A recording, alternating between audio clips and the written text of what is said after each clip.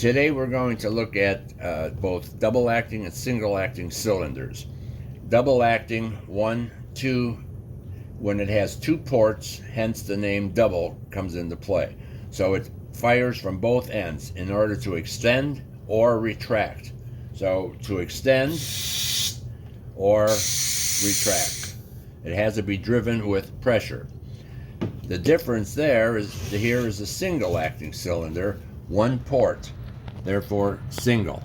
So if I take this 1 port and connect it, this has a spring on the inside that will cause the retraction to happen automatically. Extend, and if I let the air off, the spring brings it back in. Extend, and brings it back in. So single acting and double acting.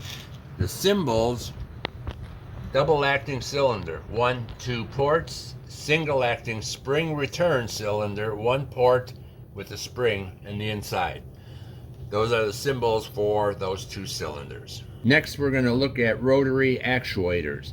This is the sister and a accompanying type of device with the cylinders. Rotary actuators will rotate a maximum of 270 degrees. They can be purchased with 90 degrees, 180 degrees, whatever you wish. If you want 10 degrees, they'll make them work that way too. So here in this case, this is a vane rotary, and so is this. A vane rotary basically means that inside there's a vane that almost looks like a windshield washer. So when air pressure is applied to one side, it will turn it, and I send the air pressure to the other side, and it brings it back. This is one type and brand of a rotary actuator. This is another.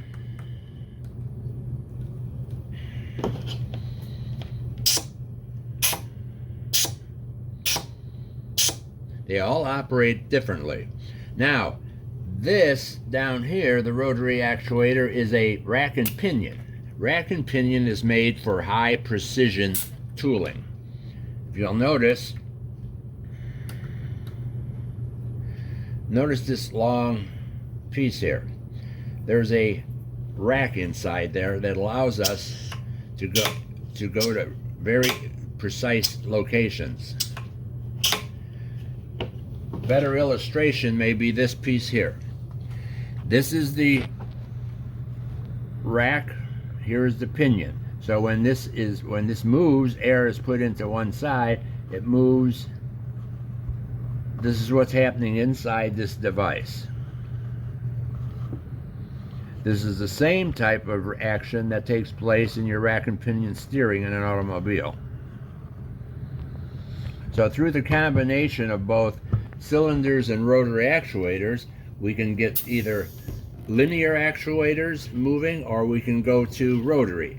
The final rotary device is an air motor. Air motor will turn 360 degrees. This is used in automation as well as in air tools that are used by a mechanic. So when air is applied,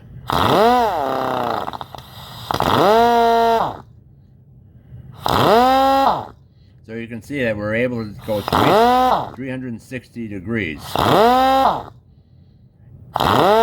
The only bad part about an air motor in industry is that it doesn't have a great deal of torque. So if I were to grab this, I can stop it. So therefore it isn't used for a heavy duty pushing of items, but rather lightweight automation.